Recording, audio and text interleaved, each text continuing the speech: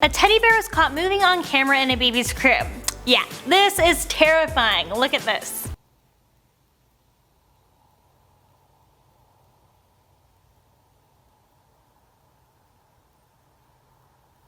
Yeah, that's not okay. So Hank and Hannah Squires put their baby in her crib so she could take a nap. You know, normal stuff. But she wasn't able to sleep and she started to play with the toy, so the two parents decided to watch on the baby cam. It was then that they noticed something shocking. The teddy bear behind their daughter's head started to move. And this wasn't a mechanical teddy bear. No, it was just a regular stuffed bear. About this, Hannah said, "I saw on our baby monitor that our daughter was laying in bed happily playing, so I began to record the footage from the baby monitor on my phone because I thought it was cute. Later when I showed the video to my husband, he noticed how cold it was in her room. And then he panicked as he noticed the bear behind her moved its neck to look at her. It had us both really baffled. We shared the video with our friends and then posted it on social media and it quickly created a lot of buzz. But we have no idea how this happened." Well, Hannah, it's called a ghost or a spirit. Yeah, I couldn't even imagine seeing something like this happening though. And it's not like the bear just slightly shifted its head, because that could easily just be the bear falling over. It's the fact that it moves back that's the creepiest part. It's just like moving to peer down at the baby. Yeah, that's too creepy. I would go in there, grab my daughter, and toss that bear. Yeah, it's just giving me Annabelle vibes. It needs to be locked in a glass case that's encrusted with holy water as well. What would you guys do if you saw a teddy bear just moving on its own in your room? You know what I would do? I would send it off to Ed and Lorraine Warren so it can get a case next to Annabelle in their museum. Let me know what you would do down below. Hey guys, welcome back to LP. I'm Courtney McGinley, back again to bring you guys another awesome video.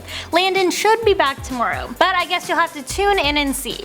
Last night he was in Cleveland for the NBA Finals, so he's heading back today I believe, so he should be back by tomorrow. But as you guys know, we have a lot of interesting news stories headed your way, so without further ado, let's get started. Next, a toy grenade in a passenger's bag leads to an evacuation at Houston Airport. This morning at 4:35 a.m., the Houston William P. Hobby Airport was evacuated and a bomb squad was called in when a TSA agent raised the alarm. I'm guessing security was on high alert this morning since just yesterday the international terminal of the city's other major airport was evacuated due to a bomb scare. But luckily all that was found in this evacuation was a plastic toy grenade. Why someone would bring that to the airport, I couldn't tell you. This evacuation caused over 1,000 people waiting to go back through security, and delays of an hour or more for flights arriving or departing from this airport. So I'm assuming people with connecting flights were pretty pissed. Yeah, so remember you guys, it's always important to check your luggage before you head to the airport, in case you know there's any plastic grenades in there. Next, a man tries to sell an invisibility cloak on Facebook.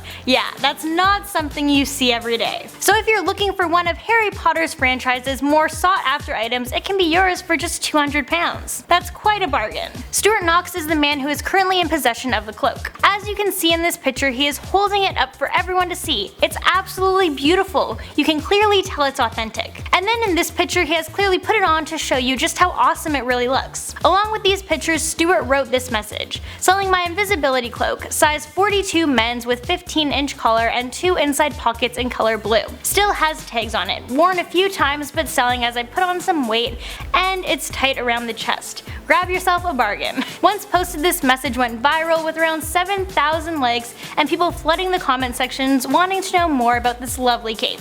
This is amazing. Next, Kim Kardashian has officially succeeded in her mission to free Alice Johnson. For those of you who don't know, Alice was sentenced to life in prison without parole back in 1997. She was charged with money laundering and drug conspiracy charges. It's also important to note that these were her first offenses and she was never in trouble with the law before this. In 2014, Alice met the criteria for the former President Barack Obama's clemency project, but she was turned down just days before his term finished. Kim Kardashian caught wind of the story and was determined to do what she could to help Alice. Kim used her social media platform to raise awareness of Alice's story, and she joined and encouraged others to join the campaign for Alice's freedom, led by the Can Do Foundation. Kim visited with Trump this past week to discuss prison reform and Alice's case. About Alice's situation, Kim said, "If you think about a decision that you've made in your life and you get life without the possibility of parole for your first time non-violent offense, there's just something so wrong with that." After this meeting, the president has agreed to grant Alice clemency. Alice, who is now 62, will soon be released released from the correctional facility after all of these years. She says that once she's out, she's going straight home to reunite with her family. Kim's attorney has assembled a legal team for Alice, which Kim will be paying for. Alice sent out this message to Kim. "Miss Kardashian, you are literally helping me save my life and restore me to my family. I was drowning and you have thrown me a life jacket and given me hope." After this case, there are now reportedly dozens of pardons that have been prepared for President Trump to consider. So for any of you who say that the Kardashians don't do anything, there you go. Kim fought for what she thought was right, used her platform to get the word out there, and made it happen. Next, there's a new two-wheel car coming out that is part electric vehicle, part motorcycle, and part smartphone.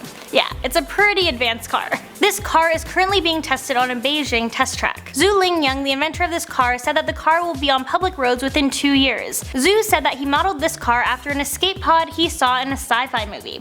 I have to admit, the car does look pretty cool. About this car, Zhu said, "I was told by a potential investor that I have zero chance to make this idea work, but I firmly believe this is the future of urban transportation because it's exquisite, energy-saving, and easy to manage." What do you guys think? Is this the car of the future? Let me know down in the comments. Next, the food we are trying to eat just keeps getting smarter and smarter, and now they are fighting back. This little crayfish was about to be someone's dinner, so he did what he had to do and actually amputated his own claw to avoid being boiled in a restaurant. The fact that someone caught this on tape is unbelievable. He was determined to not be boiled alive. He was standing on the edge of the crock pot about to face his doom when he decided he needed to sacrifice a limb to survive. They better not have ended up killing him after this escape. I mean, he definitely deserves to live after that, especially after going through all of that pain. I don't eat much meat as it is, but this makes me want to cut it out entirely. It just reminds us that animals want to live and are killed against their will every day. Yes, this is something obvious that we already know, but just seeing it like this kind of really makes it set in that much more. Would you guys give up meat after seeing this? Let me know down below. Next, it's officially confirmed 13 Reasons Why has been renewed for a 3rd season. Now, I think this is a great show in the sense that it shows how crazy teens' lives can be. And I have watched both seasons, but man oh man, it just keeps getting darker and darker. I don't know what else they can do. And to be honest, I'm not sure I want to know. Production on the next season will begin later this year and it will be aired sometime in 2019. And of course, just like the previous seasons, it will be made up of 13 episodes. After the final episode in season 2, the show has come under fire, and concerned parents are calling for it to be cancelled due to its harmful content. But as messed up as some of these situations are, these are the things that some teens actually have to deal with and go through. And it really breaks down the barriers and shows people that. A teaser trailer has already been released for season 3 and here it is.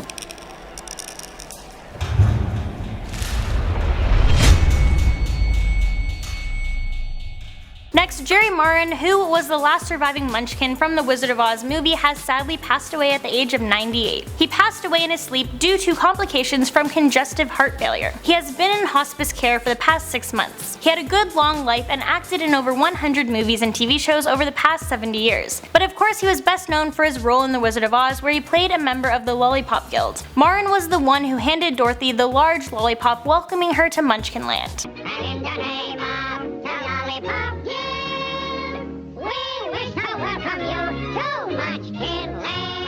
He gave an interview about his time on this hit movie and said, "Making the film was the greatest fun I ever had in my life. It's given me a good life and I've enjoyed every minute of it. It's really rare to live to the age of 98, so it's good to know he enjoyed his life. But no matter what age, losing someone is never easy and our thoughts do go out to his family." Next, speaking of hits, there's going to be a new animated Addams Family movie coming out and it's going to have some A-list actors in it. Charlize Theron and Oscar Isaacs have been cast as the voices of Morticia and Gomez Addams in the upcoming MGM animated comedy The Addams Family. Chloe Grace Moretz has signed on to voice their daughter Wednesday Addams, and Finn Wolfhard is voicing her brother Pugsley. Bette Midler is making her second Halloween-themed movie appearance and will be voicing Grandma Addams. You might remember her as Winnie from Hocus Pocus, the all-time best Halloween movie ever. Nick Kroll will be voicing Fester, and Allison Janney will be voicing the family's arch-nemesis Margot Needler. And this movie will be based off of the cartoon series. This film is set to be out October 11th of next year. Yeah,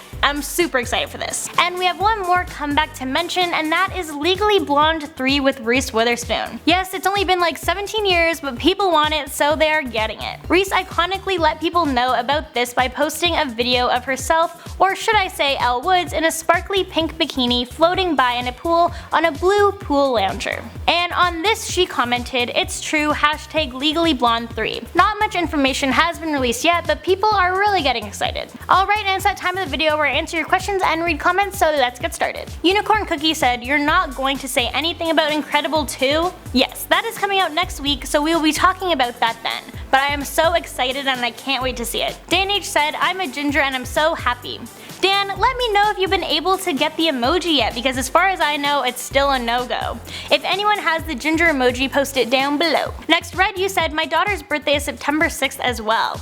Ah, my birthday twin. Tell her I say happy early birthday, even though it's still like 3 months away. Oh wow, it's only 3 months away. I didn't realize that till just now. Next, Ann Holmes XX said, "Oh my god, I live in Delaware, lol, gross." Well, hopefully you haven't been to Burger King lately. Alright guys, that's all the stories and comments and questions I had for you today. Thank you guys so much for watching, and I'll catch you in the next one.